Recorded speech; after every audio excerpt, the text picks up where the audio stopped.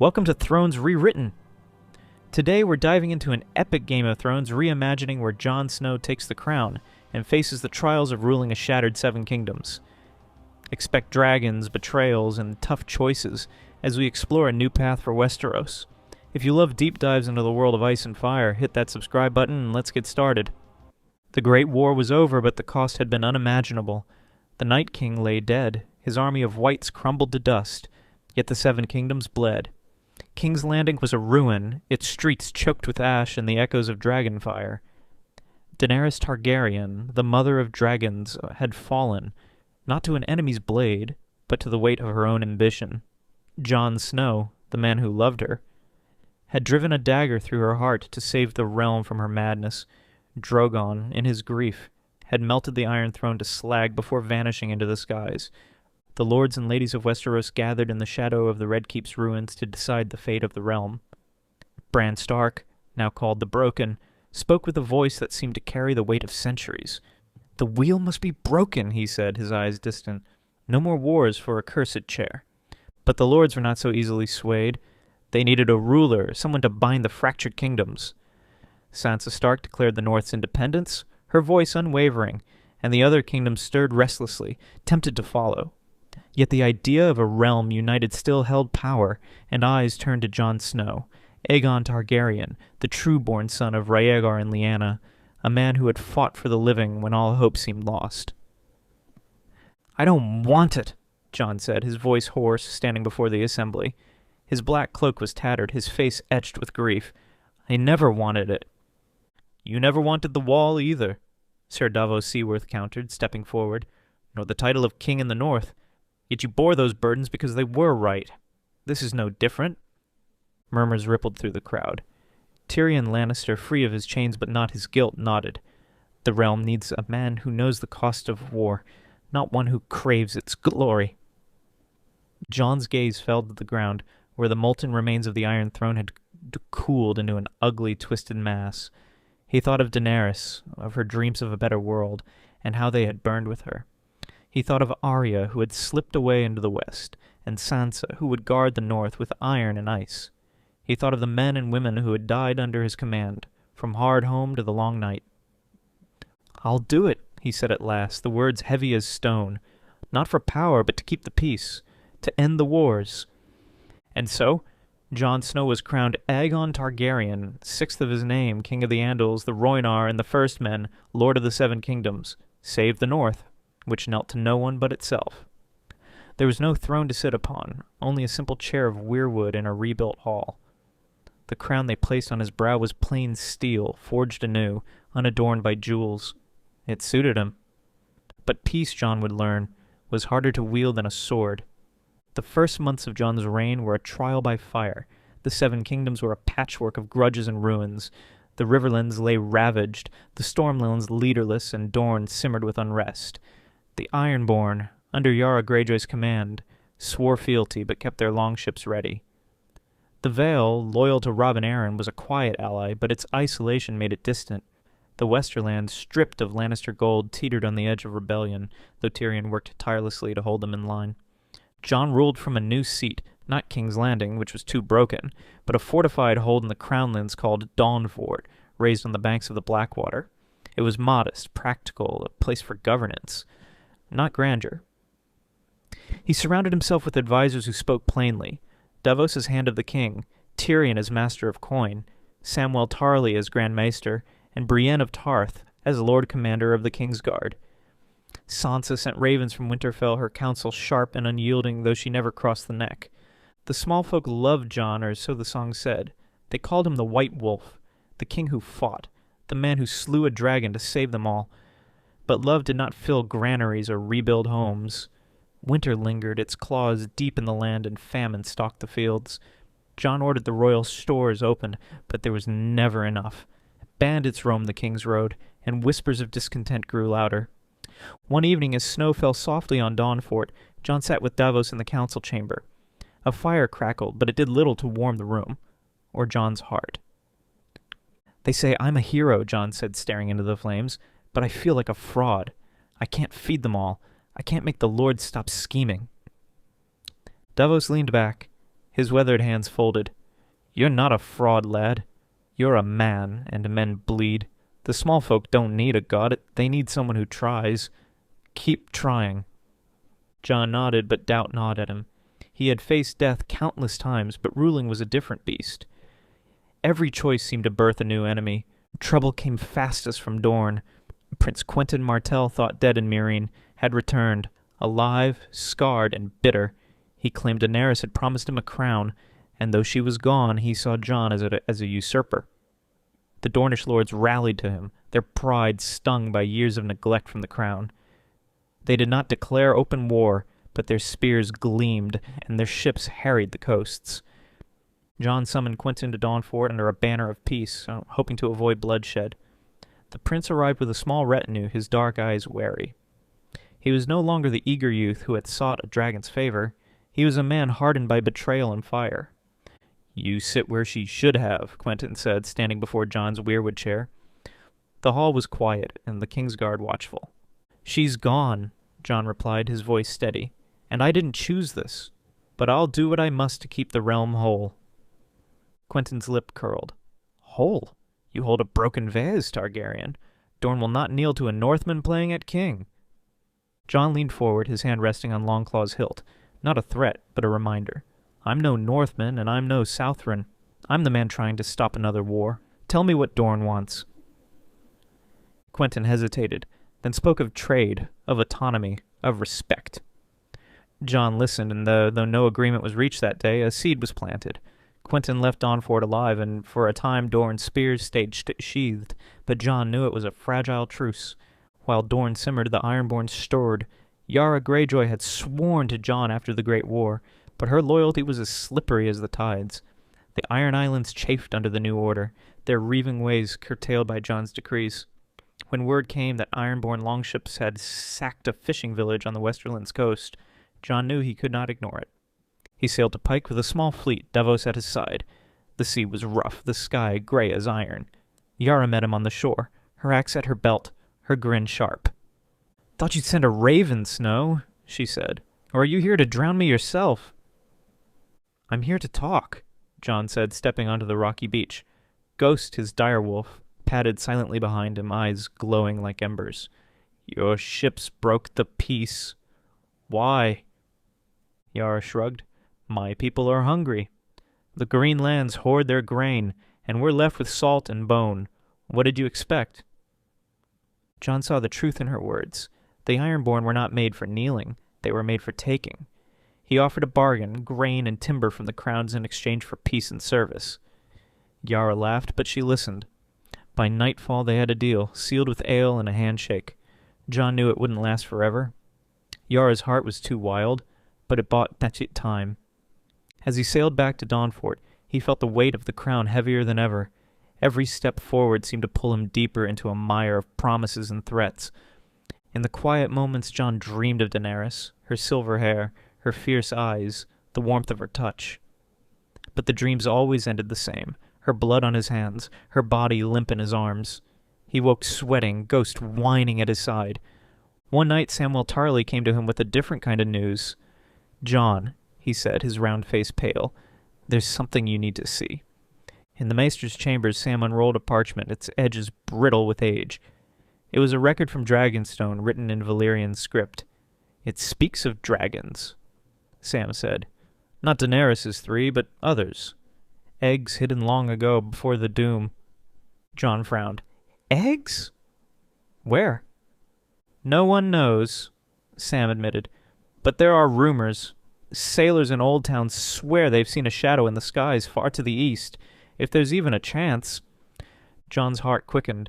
Dragons were power, but they were also destruction. He remembered Drogon's flames, the screams of King's Landing. "Keep this quiet," he told Sam. "If the lords hear of dragons, they'll tear the realm apart to claim them." But the secret would not stay buried. Weeks later, a merchant from Lys arrived at Dawnfort bearing a gift. A scale, black as night, larger than a man's hand. "From across the narrow sea," the merchant said, bowing low. "A token of friendship." Jon took the scale, its surface warm to the touch. That night he dreamed not of Daenerys, but of a shadow circling a mountain, its roar shaking the stars. A raven from Winterfell brought word from Sansa. The North thrived under her rule, its people rebuilding with grim determination, but she warned of unrest beyond the wall. The wildlings, now settled in the Gift, spoke of strange lights in the far north, of voices in the wind. "They're afraid," Sansa wrote, "and wildlings don't scare easily." Jon felt a pull toward the north, toward home. He had not seen Winterfell since the war, and the thought of its familiar walls stirred something in him, but a king could not simply ride away. Instead, he sent Tormund Giantsbane, now a lord in his own right, to investigate. "Find out what's stirring," Jon told him, "and don't start a war." Tormund grinned, his beard wild. "No promises, Snow." As winter deepened, Jon's rule grew steadier, but no less fraught. He brokered peace with minor lords, sent aid to starving villages, and trained a new royal guard to replace the Night's Watch, which had dwindled to a shadow. Yet every victory came at a cost. The treasury bled, and Tyrion's warnings grew sharper. "We can't buy loyalty forever," he said. "Sooner or later someone will draw a blade." Jon knew he was right. The realm was a tinderbox, and he was no politician, no schemer. He was a soldier, a bastard raised to fight, not to rule. But he had made a vow, and Jon Snow kept his vows. By the first thaw of spring, the whispers of dragons had grown louder. Envoys from Essos arrived, bearing tales of beasts sighted near the Valyrian ruins. The lords of Westeros grew restless, their greed outpacing their fear. In the Vale, Robin Arryn sent word of his intent to fund an expedition eastward.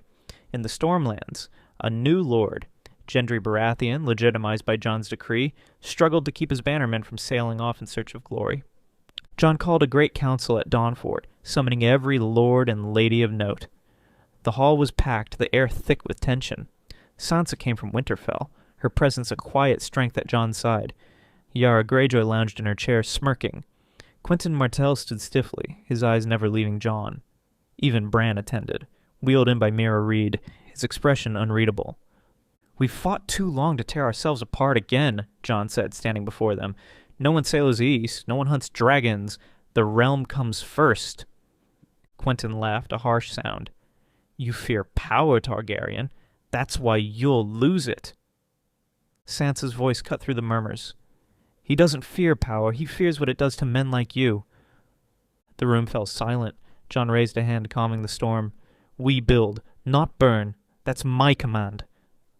But as the council ended, Jon saw the looks exchanged, the whispers behind hands. He had bought time, nothing more. The dragons were out there, and so were the knives. That night, as Jon walked the battlements with Ghost, Davos joined him. "You did well today," the old smuggler said.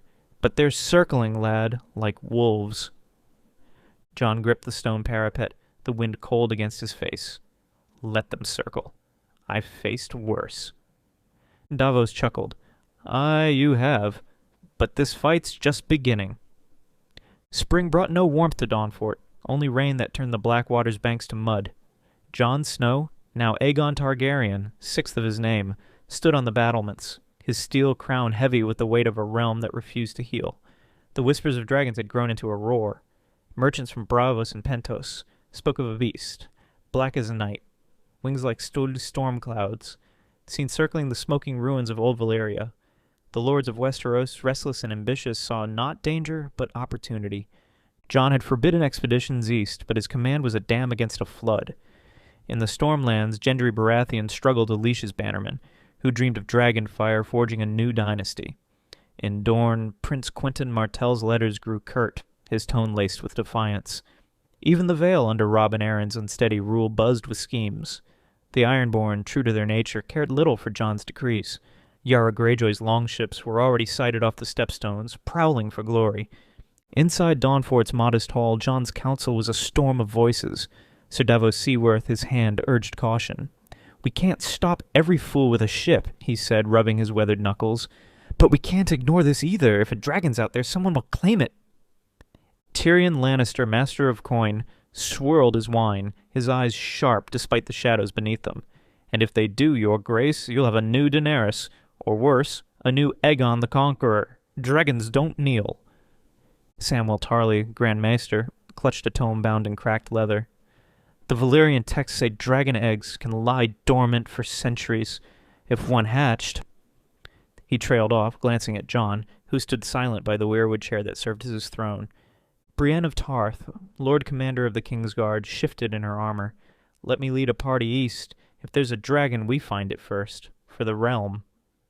Jon's gaze drifted ghost, curled by the hearth, the direwolf's red eyes watchful. He thought of Daenerys, her dragons, the ashes of King's Landing. No, he said at last.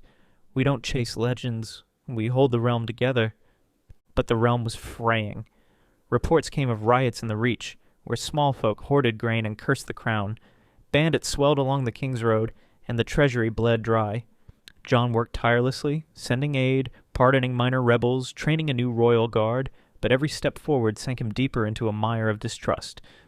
That night, he dreamed of a dragon, its scales glinting like obsidian, its roar shaking the stars.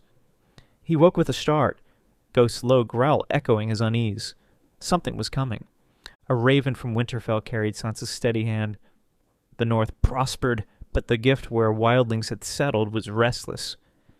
Tormund Giantsbane, sent to investigate strange lights beyond the wall, had returned with grim tidings. Jon summoned him to Dawnfort, and the wildling arrived with the scent of snow and leather, his beard flecked with ice. "Something's waking, Snow," Tormund said, gulping ale in the council chamber. "The free folk talk of voices in the wind, cold as death. Saw lights myself, green, like the ones we fought in the long night." Jon's blood chilled. "The White Walkers are gone. We killed them." "Aye," Tormund said, his eyes narrowing, "but the North remembers. Always does." Davos leaned forward. "Could it be magic? The children's work?" Tormund shrugged. "Don't know, but the wildlings are scared, and that's no small thing." Jon sent Tormund back with orders to fortify the gift and watch the wall's remnants. To Sansa he wrote of unity. If the North stands, the realm stands. But doubt gnawed at him. The Great War had ended, yet its shadow lingered. Was the North stirring, or was it merely fear born of old wounds? He had no time to dwell. Word came from the Stormlands. Gendry's bannermen had defied him, sailing east with sellswords and dreams of dragons. Jon dispatched Brienne with a small force to bring them back, but he knew it was a bandage on a gaping wound. The realm's hunger for power was a beast he could not slay. Dorne's silence broke like a storm. Quentyn Martell declared himself prince of an independent Dorne, rallying his spears and ships. His letters accused Jon of betraying Daenerys' legacy, of hoarding power while the South starved. "A bastard cannot rule, no," he wrote. The words a deliberate barb. Jon summoned his council. "We can't let Dorne break away," he said. "If they go, others follow." Tyrion sighed. "War's costly, your grace. Our coffers are dust." "Then we talk," Jon said. "I'll go to Sunspear." Davos protested, but Jon was resolute. He sailed south with a small retinue, Davos, Sam, and a dozen guards, Ghost at his side. The Dornish sun was merciless, the air thick with spice and suspicion. Quentyn met him in Sunspear's shadowed halls, his sisters Arianne and Tien at his side, their eyes like vipers. "You come to beg?" Quentyn asked, lounging on a cushioned seat. "I come to listen," Jon said, standing tall. "Tell me what Dorne needs." Arianne spoke, her voice smooth as silk. "Respect. Freedom. The crown has bled us dry for centuries." Jon offered trade. "Grain," a voice in his council. Quentyn scoffed, but Arianne's gaze softened. Talk stretched into days, tense but bloodless. On the final night, as Jon walked to Sunspear's gardens, a blade flashed in the dark. Ghost's snarl saved him, lunging at the assassin, a Dornish sellsword, dead before he could speak. Jon's guards found no proof of Quentyn's hand, but the message was clear. He left Sunspear with a fragile truce. Dorne would stay in the realm for now, but loyalty was a word unspoken. As his ship sailed north, Jon gripped Longclaw's hilt. The sea's roar drowned by his thoughts. Trust was a luxury he could no longer afford. The dragon rumors solidified into truth. A Lysani captain, drunk in a Gulltown tavern, swore he'd seen the beast land on a volcanic isle near Valyria, its rider cloaked in black. The tale spread like wildfire, and Jon's council chamber erupted. "It's a lie," Davos said. Sailors spin tales for coin. Sam shook his head, unrolling a map. Valeria's dangerous, but not dead. If a dragon's there, someone's tamed it. Tyrion's voice was grim. And if they have, they're coming here. Dragons don't stay hidden. Jon sent ravens to every port, doubling patrols along the narrow sea. He recalled Brienne from the Stormlands, her mission half successful. Some bannermen returned, others vanished into Essos. But the realm's unrest grew. In the Westerlands, minor lords hoarded taxes, defying Tyrion's pleas. In the Riverlands, bandits styled themselves dragon riders, preying on villages. One evening Sam brought a new find, a Valyrian scroll smuggled from Korth, hinting at a ritual to bind dragons. "It's blood magic," he said, his voice low. "Dangerous, but if someone's using it—" Jon burned the scroll. "No one touches that power, not while I'm king." But the choice was not his. A fortnight later, a ship limped into Dawnfort's harbor, its crew half dead, babbling of a dragon attack off Tyrosh. The beast had no rider, they swore, but its flames were precise, sinking their fleet with terrifying intent. Jon stood on the docks, rain soaking his cloak, Ghost's hackles raised. The dragon was no myth, and it was hunting. Jon called a second great council, the hall packed with lords and ladies, their faces taut with fear and greed. Sansa rode from Winterfell, her presence a blade of ice. Yara Greyjoy lounged, her smirk gone. Quentyn Martell attended, his defiance muted by the dragon's threat. Bran Stark, wheeled by Meera Reed, watched with eyes that saw too much. "This isn't a prize," Jon said, his voice cutting through the din. "It's a threat. We face it together, or we burn." Quentyn stood. "You fear dragons because you cannot control them. Dorne will not cower." Sansa's reply was sharp. "Dorne will burn like the rest if you chase glory over sense." The council agreed to a united defense, patrols, beacons, scorpions along the coast, but Jon saw the cracks. Lords nodded, then whispered of their own plans. As the meeting ended, Bran spoke privately to Jon. "The dragon seeks you," he said, his voice otherworldly. "Blood calls to blood." Jon frowned. "I'm no dragon." "You are," Bran said, "and it knows." That night Jon walked Dawnfort's walls, Ghost at his heels. The rain had stopped, the stars sharp as knives. He thought of Daenerys, of Rhaegar, of the blood he could not escape. If a dragon sought him, he would face it, not as a Targaryen, but as Jon Snow, the man who fought for the living. Summer came, and with it the dragon. It struck first at Driftmark, burning Valyrian ships to cinders, then Dragonstone, where its flames scarred the ancient keep. No rider was seen, but the beast's path was clear, westward toward Dawnfort. Jon rallied his forces, arming the coasts with scorpions and archers. Brienne trained the royal guard relentlessly, her oaths unbroken. Davos coordinated with Gendry and Yara, forging a fragile alliance. Sansa sent Northmen south, their longbows deadly.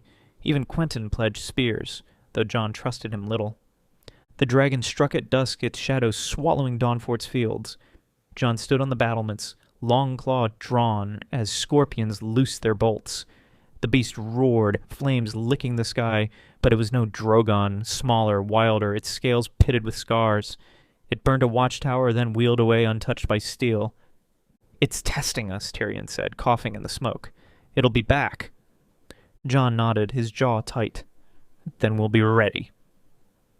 Days bled into weeks, the dragon striking and vanishing, sowing panic. The small folk whispered of curses, of Targaryen vengeance. Jon rode among them, promising protection, but fear outran his words. In the council chamber, tempers frayed.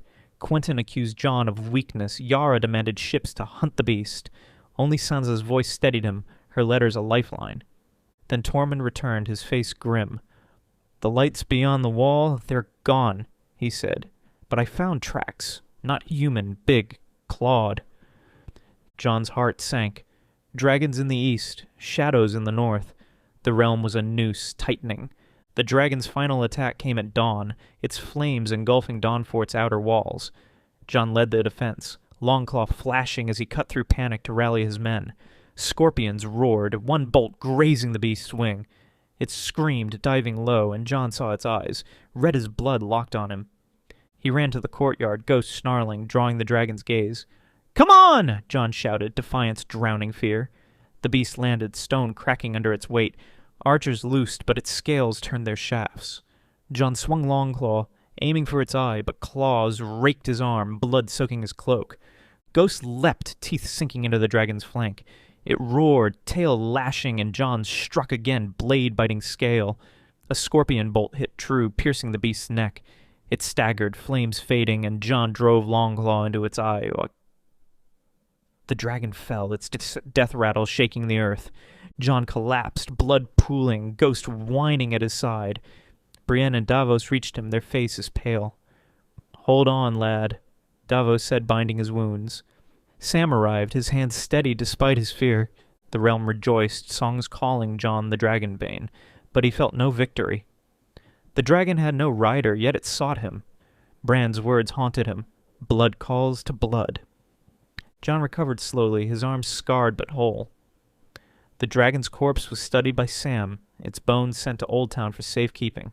The realm settled, fear giving way to fragile hope. Quentin swore fealty, his ambition dulled. Yara's ships returned to port, laden with trade, not blood. Gendry held the Stormlands, his hammer a symbol of renewal. Sansa visited Dawnfort, her embrace fierce. "You're still my brother," she said, "king or not."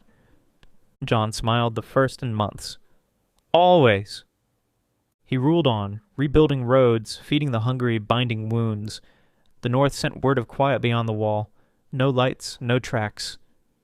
Bran watched, his silence a comfort and a warning. One evening John stood by the Blackwater, Ghost at his side.